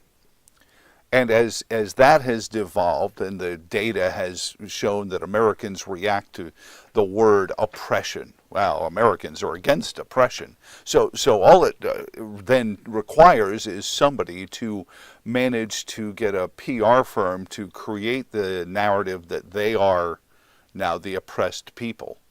Friends of mine in Charlottesville, Virginia will say, gee, I'm a conservative in Charlottesville, Virginia. I feel oppressed. Get a PR firm just like Hamas did. The Islamist terrorists realized, because they get CNN in their caves, and in those tunnels that they were building with the money that they were supposed to be using to build agriculture in the West Bank, that America would do exactly what we're doing, which is fall all over ourselves because we've heard the word oppression. Well, we're against oppression. And it's darkly brilliant, and it continues. A great treatise on this fall is a fellow who has done so much research on this. And if you follow him, John Sutz has been on the program with us before. He is a great researcher and one of the great advocates for Israel. His most recent column on X: if Top-Line Hasbara has been doing its job for the last 20 years, it would have focused significant public efforts on investigating, reporting on the systemic sabotage of our kids' brains as it relates to Israel, and where and when necessary, going into 100% information warfare with its perpetrators. The fact that it hasn't is precisely what brought us to the point where in recent years these numbers have become known, and still no comprehensive effort, to my knowledge, has been used to combat it. So here is some of what he is pointing to in his column and his research into it. Do we have it? Can we put it on the screen for folks to read along at home? 22% of American Jewish voters believe Israel is committing genocide against the Palestinians. 20% of American Jews under the age of 40 believe Israel doesn't have the right to exist. 34% believe Israel's treatment of Palestinians is similar to racism in the U.S. And I will point out, too, again, this is also bunkum, because the racism that they're pointing to in the United States and the slavery that they talk about happening 150 years ago is children's play compared to the slavery that we're seeing happening in the land of the human trafficking and those kind of things that we ignore completely. Anyway, back to John Sutt's great research here, and it's all cross-referenced. He's got it at iloveisrael.me. Between 2010 and 2016, the number of U.S. Jewish college students who support Israel over Palestinians dropped by 27 points, 84% to 57%, while their support for Palestinians rose 18 points. We are allowing Israel to be defined by its detractors, said the survey's sponsor. And again, you can, and John is wonderful at this. He'll put all this cross-tabbing on his website, iloveisrael.me. And finally in there, 38% of American Jewish voters believe Israel is an apartheid state. And again, I will insert my own point here. They don't understand what apartheid means. And this goes back to my point earlier that we have equated being poor with being oppressed. And it's the fault of the Great Society, because the narrative has been the government is here to make sure that you will have the abundance that you think you deserve. But the payoff pitch comes here, and ironically, to me, the Chinese proverb right at the end of John's column on X, quote, "The best time to plant a tree was 20 years ago. The second best time is right now." And I think his point being that, sure, we can wring our hands and we can gaze at our navels over the fact that we've allowed this to happen for 15, 20 years minimum, or we can engage right now and do what we can to combat it. This idea that we have some great failing is the fruit, not a bug, a feature. Great Society tells us the government can create our prosperity for us. Really?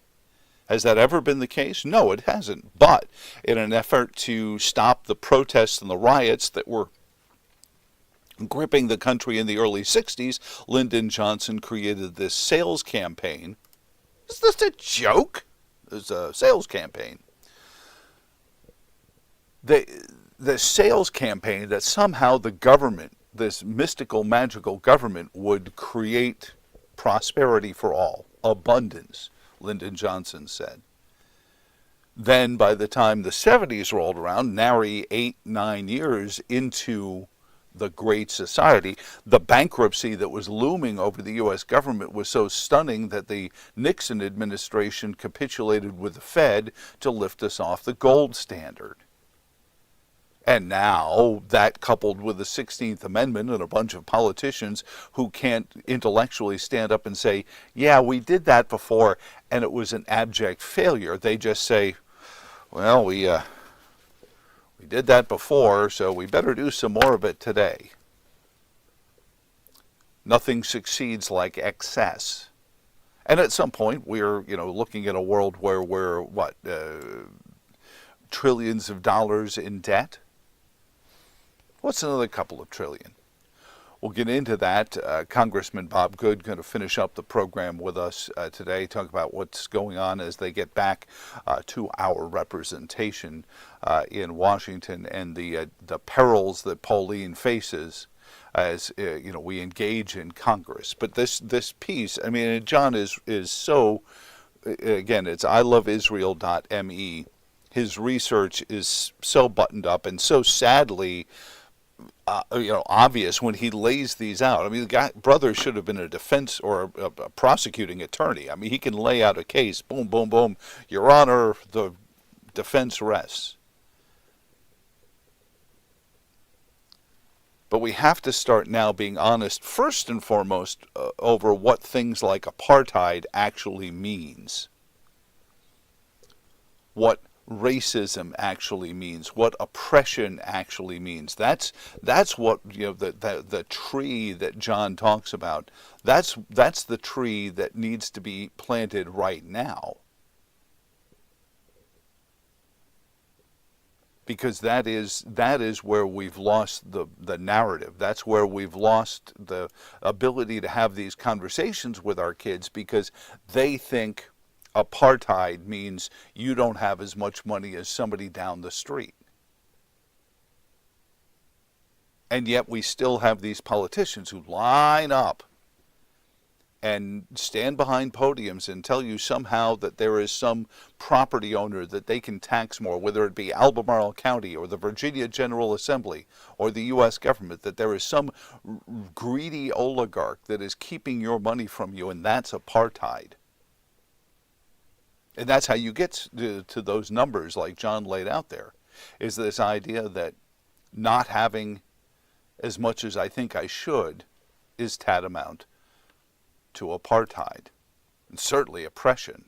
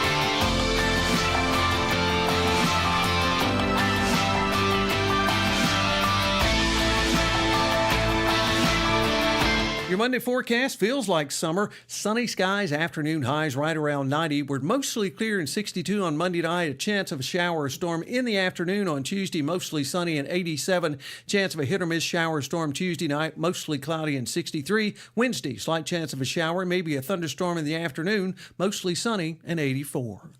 From BlueRidgeLife.com, I'm forecaster Tommy Stafford. Now back to Joe Thomas in the morning.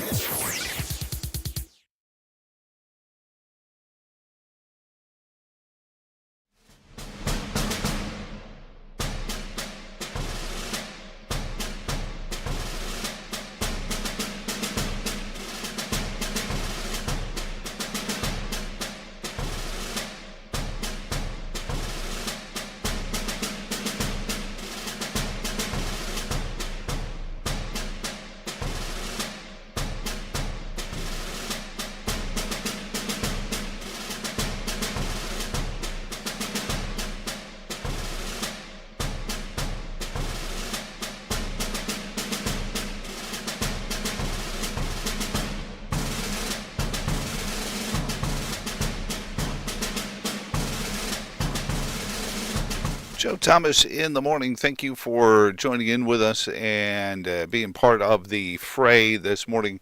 Washington Post, big piece in their abstracts, again, the Amazon Times, if you wish, about, this confab that happened over the weekend as we come back to Congress this week. Former lawmakers, Washington Post headline, former lawmakers have ideas on fixing Congress. Will anyone listen? The University of Pennsylvania hosted this bipartisan event at the ironically named Biden Center for Diplomacy and Global Engagement. So what do you think was discussed at the Biden Center? But this was a nonpartisan, a bipartisan event full of former members of the U.S. House of Representatives who gathered to navel gaze for a while and say, gosh, oh man, I think here are some of their ideas. Rethinking how the body works. Why would you need to do that? How about you go back to how the body is supposed to work?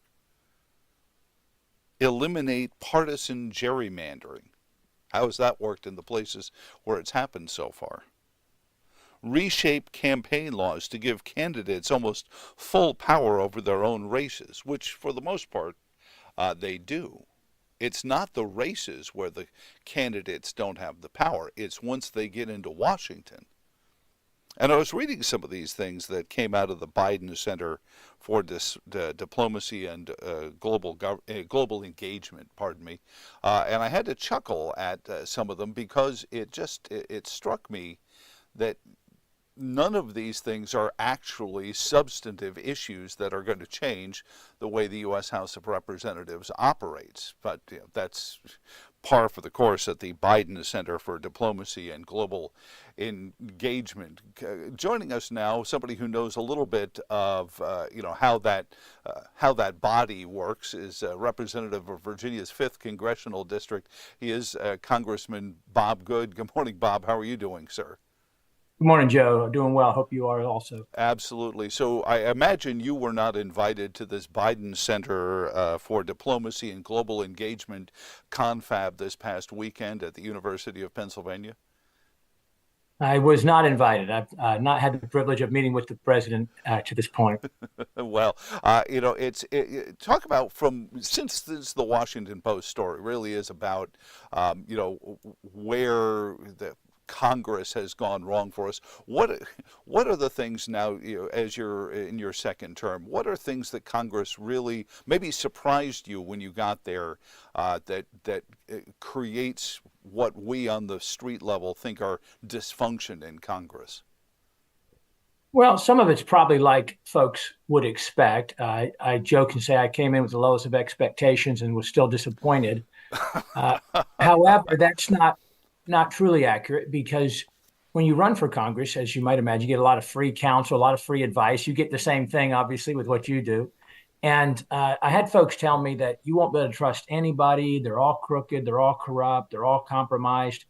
And I came in knowing that I was going to want to join the House Freedom Caucus. And I've been pleased that there's a couple dozen individuals there that I admire, that I respect, that I trust, who I think are there for the right reasons, who are truly there to try to save the country and to fight for the things that they told their voters they would fight for. And they're principled, which is pretty bad that it's 2 or 3 dozen out of 435.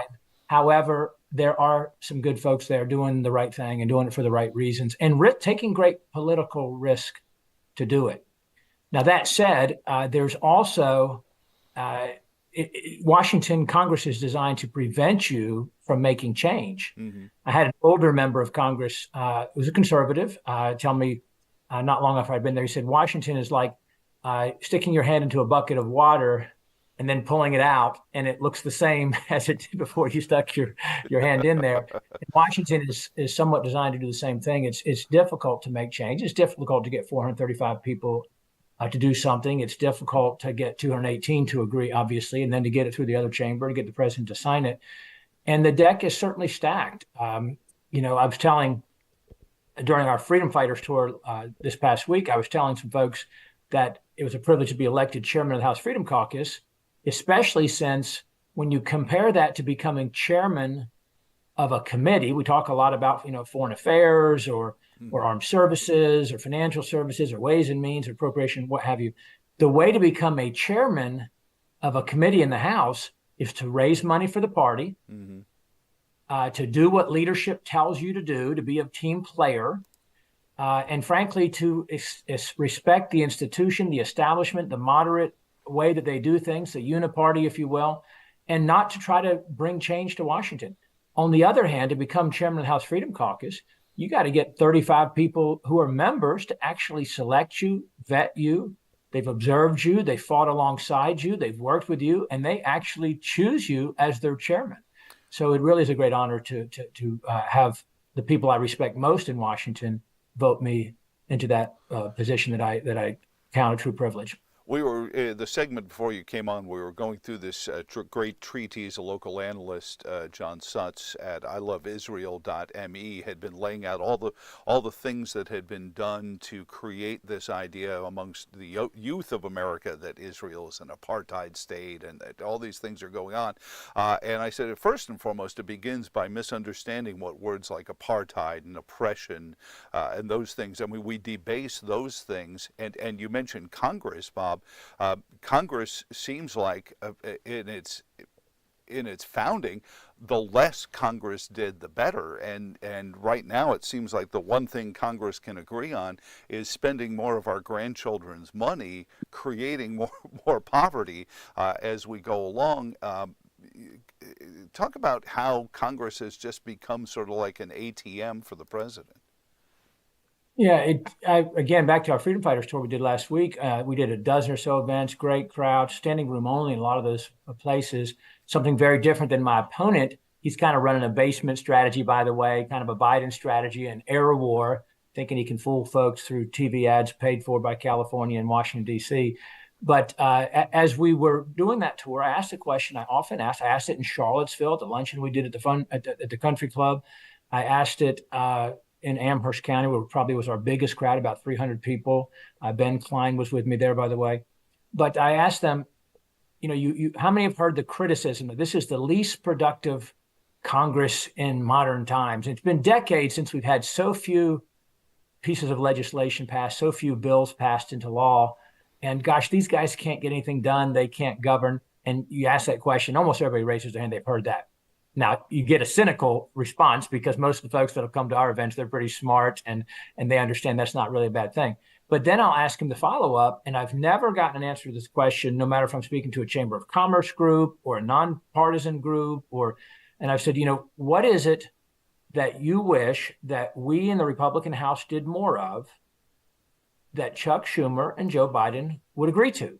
So obviously, anything we pass out of the House, Chuck Schumer and the Democrats who control the Senate have to want to do it too. Mm-hmm. And Joe Biden's got to want to sign it. So what is it you wish we did more of that we got through those two other entities that would become law? Because unless you have a must-pass bill, like a spending bill that funds the government, where the government will shut down if you don't do it, or you have something that the Democrats desperately want that you're leveraging to get something you want, then really anything that we join hands with Chuck Schumer and Joe Biden to do are bad. They're not good for the country. And that's why Joe Biden and Chuck Schumer would agree to those. And so, you never really get that answer. Well, I just think we ought to work together and compromise and get stuff done, no matter what it is. Now, I was reading a piece over the weekend, Bob. I think it was in the Washington Post, that said that there are all these moderate Democrats who are ready to support you and some of the folks in the Freedom Caucus as you talk about border security. Have you run across any of these folks? Well, and I realize I didn't really answer your previous question fully, that, obviously the founders intended that power would be concentrated at the local and the state level, and the Constitution gave great limits intentionally to the federal government, that we would only do that which was appropriate for us in the Constitution, the appropriate role of the federal government. But no, I have not run into any of those mystery moderates there, Joe. I hear them talk on TV sometimes like moderates. In Virginia, I hear Tim Kaine talk like a moderate as he's up for re-election, but he votes like Bernie and Pocahontas when he's in D.C. We may as well have Bernie Sanders and Elizabeth Warren as our senators in terms of how Warner and Kaine vote. Somebody, and I've said this many times in many interviews and many speeches and at many events, somebody show me a daylight's worth of difference in the voting record between Tim Kaine, Mark Warner, Bernie Sanders, and Elizabeth Warren. It does not exist. And then to the north, I guess northeast of me, or the north of me, the 7th district, Miss Spanberger, who would like to be our governor, show me a daylight's worth of difference between her voting record and AOC's or Nancy Pelosi's, or Ilhan Omar, or whomever it might be. There are no moderates left in the Democrat Party. It's obvious, Joe, to anyone paying attention, there are moderates in the Republican Party and there are conservatives, because we're in a battle for the soul of the Republican Party. What are we going to be? Who are we going to be? What are we going to do? Are we going to join hands with Democrats in the Uniparty and keep doing what we've been doing for the past year and a half? Or are we going to change who represents us and actually do the things that we campaign on and that we tell the American people we will do? So I had the opportunity, the King George Tea Party invited me up to moderate a 7th Congressional District GOP forum, some great folks there. And the issue of the border was obviously a big part of this. And we were talking an awful lot about what should be done. Certainly everyone was in agreement of shutting down the border, getting it closed, getting it secured. But what do you do after the fact? What do you do? And I think you and I have talked about this as well, is, how do you empower law enforcement to start repatriating all those people who, are still citizens of some South American country, never mind the Chinese Communist Party or the Iranians who are here as well, Bob. Is there good thought in Congress about what could happen if the president gets reelected, President Trump gets reelected, and we start securing the border? What then happens with these multitudes who are here in the country? Well, let me back up a moment and then come back to that if I may. But you talk about the border, of course, which is the overwhelming number one issue in every poll, in every district, in every state, all across the country.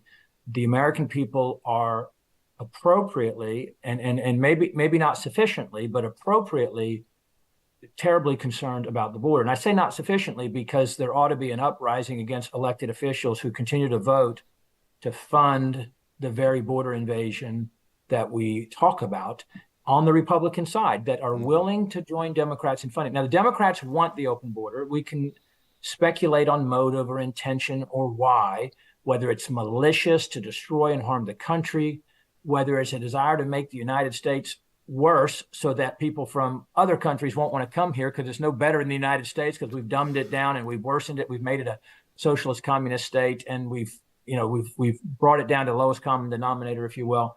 Or whether it's Democrat voters, these are unregistered Democrat voters, and they're really the great replacement theory, in the sense they want to replace Republican voters with Democrat voters. Maybe that's what it is.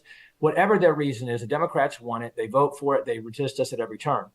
I think most Republicans in office, most, would like border security, would like our border to be secure. And I say most because there are some who bought into, I think, on the cheap foreign labor thing, and they're not concerned about the national security because maybe they live in their gated communities and they're a little bit removed from the harm of the border invasion. They're doing well. So there are maybe some Chamber of Commerce types who want the open border on the Republican side. However, there's a great divide in the party between those, again, evidenced by the spending bills. When we fought with the speaker and the previous speaker to utilize the budget process to not fund the border invasion, to not give them the money, that was a point of leverage. We talked a few moments ago about what can we get done with Schumer and Biden controlling the other parts of government. Well, if you don't give them the money and you won't fund the government, you have leverage. Then, Joe, we had the promise, as you know, to utilize the Ukraine supplemental to secure the border. That was the promise of the speaker. And then he changed on Ukraine, where he wanted Ukraine just as bad as the Democrats did. He was willing to borrow the money to do it. He was willing to fund Hamas at $9.5 billion. Of course, I wasn't going to vote to borrow the money for the $95 billion for the supplemental package. I certainly wasn't going to fund Hamas at $9.5.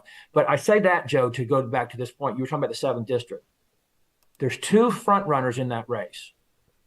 And there's a great difference on the border on the issues that we're talking about. Derek Anderson is supported by all the individuals who voted against reforming FISA, who voted against the FISA requirement, who voted to fund the government without securing the border, who voted to borrow the $100 billion for Ukraine and the other foreign aid. That's Derek Anderson. The people who are supporting him did that. How do you think Derek Anderson would vote in Washington? Don't be fooled in the 7th District.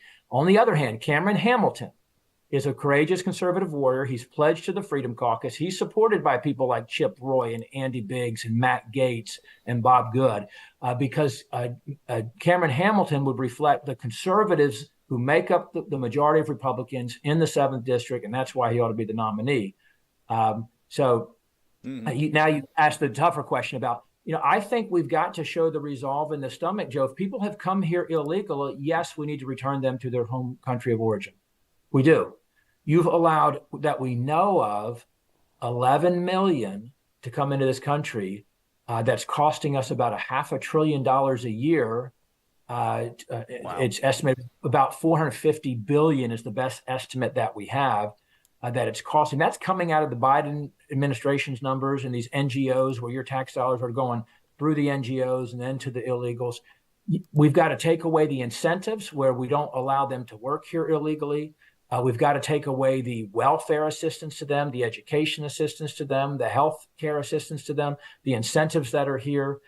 We've got to enforce our laws. People have to come here legally. Joe, we allow 1 million legal immigrants a year here in this country, roughly about 1 million a year. We are the most generous country in the world. These are people who've pledged their allegiance. They've learned our language. They've earned their citizenship. They've done it the right way. They're so proud to be Americans. They want to help make us stronger and better. It's a very moving experience when you get to be part of that, as I do. I get to go to naturalization ceremonies. It's a wonderful thing. And we can debate, how do we need to improve our immigration system? How do we need to be more of a merit-based system? What's the right number that makes sense with, for our country? But illegal immigration needs to end, and people cannot be rewarded and incentivized for breaking our laws.